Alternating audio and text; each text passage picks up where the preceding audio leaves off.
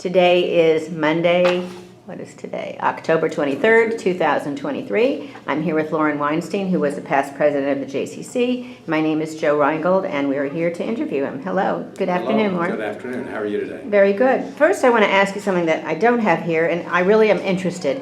What kind of things were you involved in that led up to your being the president of the JCC? That's a good question, because that's how I was trying to figure out myself, how is it that I became involved. Yeah, right. I think I was initially involved with young leadership at the Federation. So I did that for many years, soliciting, and I was on the young leadership cabinet for a few years. And we had moved to Dallas in '68, so right after the '67 war. Right. And we said to my wife Andrea is a native of Dallas, and so her parents lived here. So our statement to them was, you've been very involved in the Jewish community, but we're not going to do that. That's just not in our blood. We don't feel like it, et cetera, et cetera. That was the last thing we ever said, and ever since that time it's been get involved. My parents, I'm originally from Denver. My parents were not involved in the community as such, but they donated to the Federation there, and they were interested in Jewish things. So I got involved with the Federation, and somehow migrated to the J because our children were participating in various programs, and so I became familiar with it, and I was, I guess, at some point asked to be on the board, so I did that. Then I stayed on the board for a number of years, and then I got moved up to become the president. So I was president from '86 to '88. Oh my God, that's 37 years ago. Yeah. Wow. I'm having trouble remembering what happened. That's okay. The building is pretty much the same. Yeah, I true. will say that, but there's been improvements, fortunately. So, Right. so Do you remember some of the leaders that you worked with during your tenure? Yes, the leadership in at the J. Harry Rosen was the director. I can't remember who the assistant director was or the comptroller, but I followed in line after Harlan Pollock, who came after Don Schaefer, I believe, who came after Mel Isaacs. Then following me was Marty Goldman. So it was an enjoyable 2 years. Make it worse than it was. That's okay, but they were all involved with you, you're saying, at the same? Yeah, well, Working there's in- a board. There's 30-some people on the board, and there's Right. various committees. And I work with the director, Harry Rosen, trying to steer the J in the best position that we could, bring more people aboard, coordinate activities to some degree, but really coordinate what was going on in the Jewish community. We had a Jewish Community Relations Council going on then, and the presidents of the Federation at that time was Harold Kleinman, and for the home was Tex Faganow. Right. So there was a battleground, I think, between the execs, because Harry Rosen was very strong-willed, Herb Shore was likewise, and I think Walter Levy was Mo Stein was, I can't know, it was probably Mo Stein who was the director of the Federation. At the time. So I felt it was important to try to understand how the J should fit with the other organizations. So I would meet to find out what was really going on. I'd call Harold Kleinman, so he'd tell me what's going on in the Federation. And I did the same thing with Tex Faganow at the home. So it was very, very helpful. Can you remember anything that the Jewish community did to interact with the secular community here in Dallas? Were they working on anything together? Well, I know that we reciprocated in a united way, so we were a beneficiary of that. So I think one of the questions or issues then, it was the J. It was called the Jewish Community Center. We never used the word J because that was too easy. Right. So finally they got to that point. But we were concerned about how Jewish should the J be. At that time, it was probably 70 to 80% Jewish membership. But it wasn't an intention to keep it that way, nor was it an intention to expand that, because we had enough activity level that we could keeping things going for our members. But I guess as time passed, it was felt, well, let's get more activity. So it opened up more so to non-Jewish members as such. Mm-hmm. Especially with the advent of adding on the physical activities downstairs. Yes, the indoor pool. Mm-hmm. Right. There was not an indoor pool when I was here as president. There was an outdoor pool. The indoor pool came later. Did anything significant happen during your tenure that caught your eye nationally or internationally that you had to get involved in or that affected your era? Well, we were part of a national organization at Jays, so there was conventions, and I recall going to Houston for one, but it was just coordinated what we're doing here with what the other Jays are doing elsewhere. Mm-hmm. And I grew up in Denver, but I never participated in the J in Denver. There was an active JCC, but it was more distant from, I think, where we lived, and just never got the motivation or the opportunity to do anything, so I didn't participate there. Till you got here. Yeah, so I made up for lost time. Right. Can you recall some of the really key promoters and supporters of the Jewish Community Center when you were here, when you were active? Yes. Some of the You named some already, but can you think of some others? Those are gentlemen with whom I served, but some of the older ones, the generation before us, I mean, the Murray Munbases, the Irv Donskys, and my uncle, Erwin Waldman. Oh, right. I married Andrea Waldman, whose father was Willie Waldman. He wasn't an officer at the J, but his brother Irv was.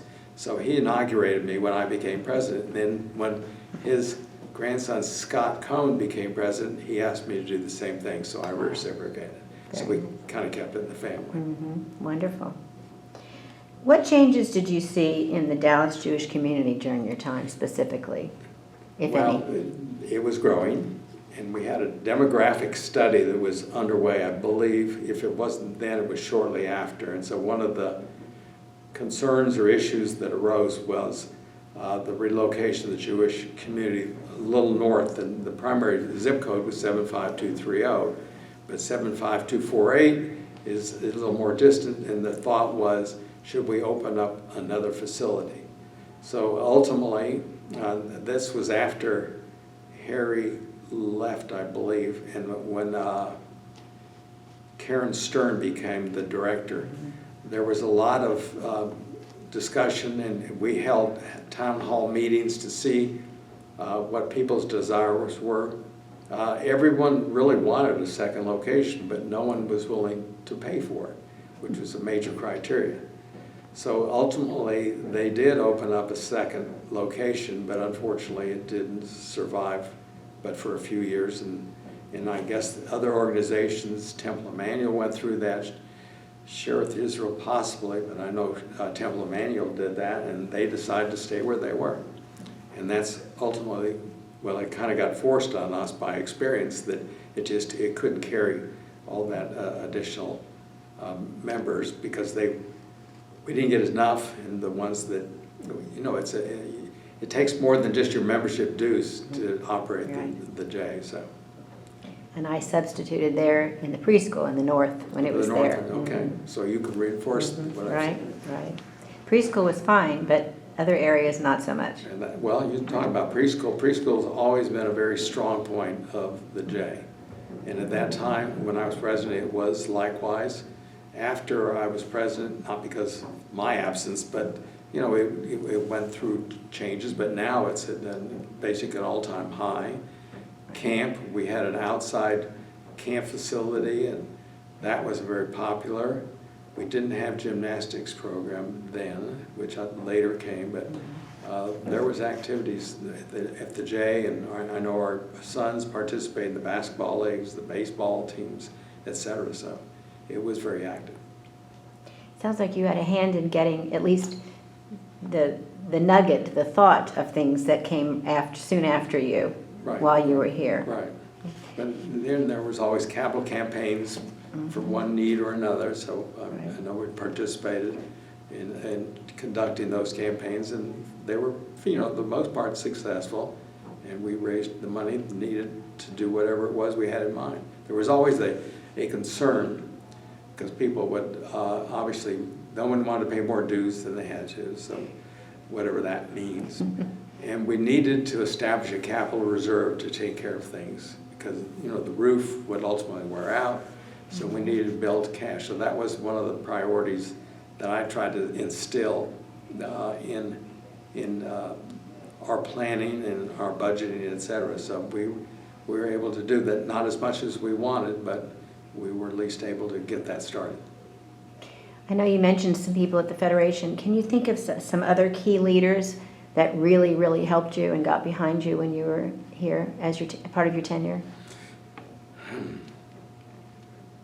Not, well, I mean, Ann Sikora was a community leader, and so she was important, and, you know, the gateway to the non-Jewish community, and you know, we didn't do that as much with the J. I know we had a big event at a hotel, and that was one of the first times, as I recall, that we had made sure we had a kosher dinner, and everyone was so surprised that the food was really good. So that got instilled, and we did that on a regular basis. But other leaders, they would be lay leaders. The professionals, I mentioned the ones that I was familiar with. Well, lay leaders too, that's good. Who was really helping you out those 2 years? Well, I mentioned Donsky and Mundbus. They were some of the bulwarks of our community. They came after, I'm trying to remember now, some of the others. I mean, Stanley Pearl was Federation president. And I'm not coming up with any names That's and all right. such now. That's okay. I know Andrea, your wife, has done many things, and I'm Yes. sure by your side. Have your children followed at all in your footsteps? Well, to a degree. We would like it to be more, but I think what has happened, and I think everyone seems to has the same conclusion, that the next generation is more interested in projects. So they get involved with a project and they see it to fulfillment, and there may be another project, but the long-term commitment isn't there as much. There are some, but not as complete as it was. When we moved to Dallas, I mean, one of the big things, the Federation had a mission that went to Israel in 1974. We moved here in '68. Okay. And Right. so we moved a year after the war, the '67 war, and then of course the '73 war. And there was a lay, Yitz Greenberg was an Orthodox rabbi, but very contemporary in his approach to things. And we went to a Federation, the annual meeting. It was in New Orleans. And there was a bunch of us that were just totally mesmerized by Yitz. He just had a way of talking to us in a way that we could understand, and it got our involvement. And that was really a way we ended up having a mission go to Israel in '74, and it was supplemented by the Federation.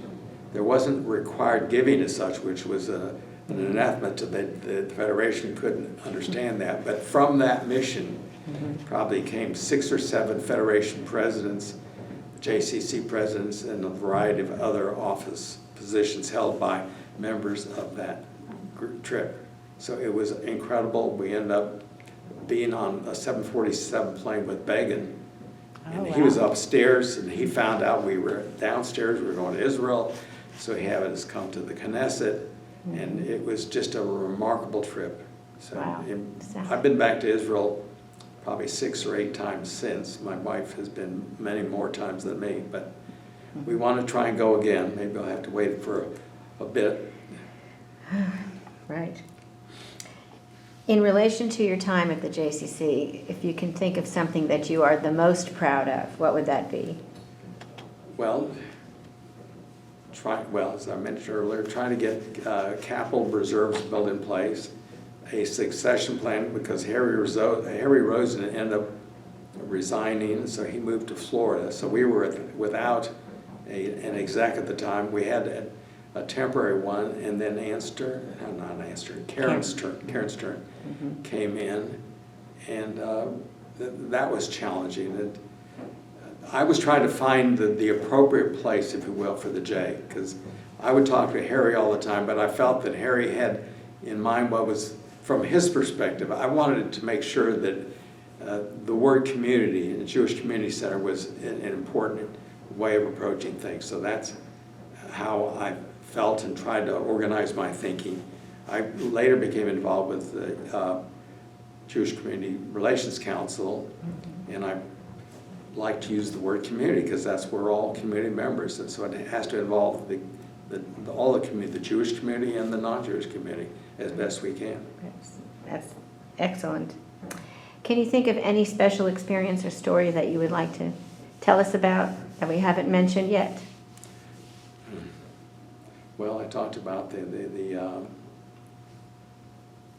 the town hall meetings we had. Those were always interesting because we were all waiting for everyone to express their enthusiasm, and it came around and they all wanted, but no one, as I said, was willing to make the appropriate financial commitments.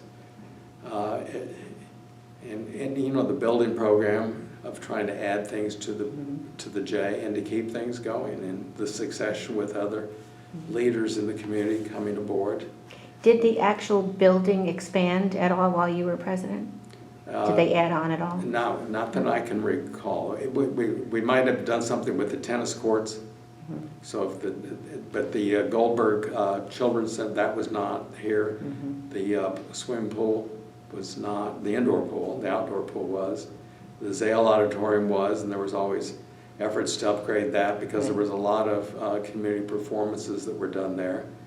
But it was a hard finding a niche because everyone has a different interest in thinking what the purpose of the J is. It's a place to go and for their kids to come. I think what did happen was with the activity. There was people who joined the J just to be supportive of the J, but the actual users really came later. So in the years, I can't say it was inspired by me, but I have become an active user. So I come to the J probably 3 or 4 times a week.